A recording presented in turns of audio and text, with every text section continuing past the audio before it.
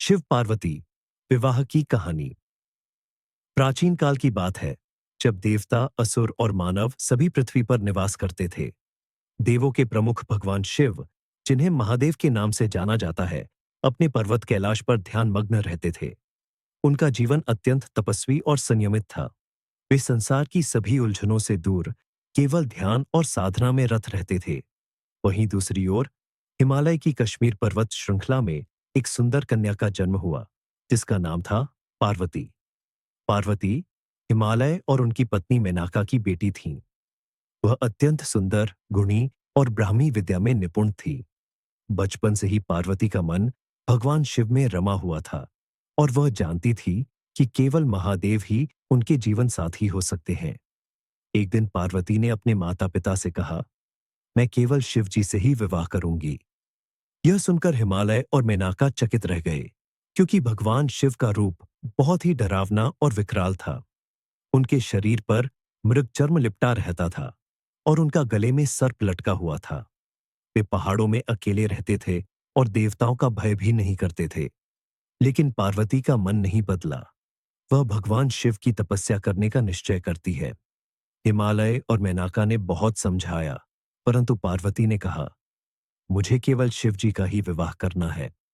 फिर पार्वती ने कैलाश पर्वत पर जाकर भगवान शिव की तपस्या शुरू कर दी। वह निरंतर उपवासी और कठिन तपस्या करती रही।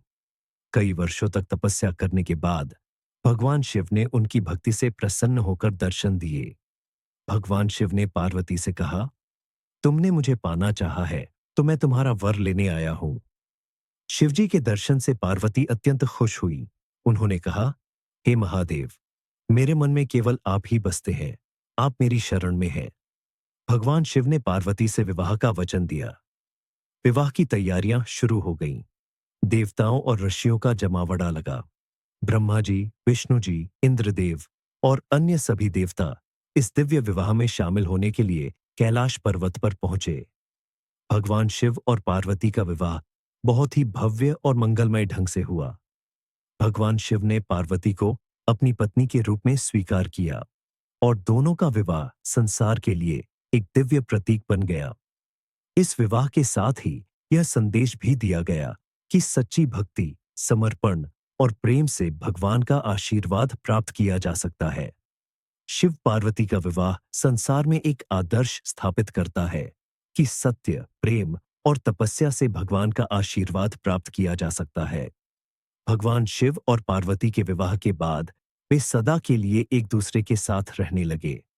उनके पुत्र गणेश और कार्तिकेय ने भी जन्म लिया और वे दोनों देवों के लिए सदा सम्माननीय रहे।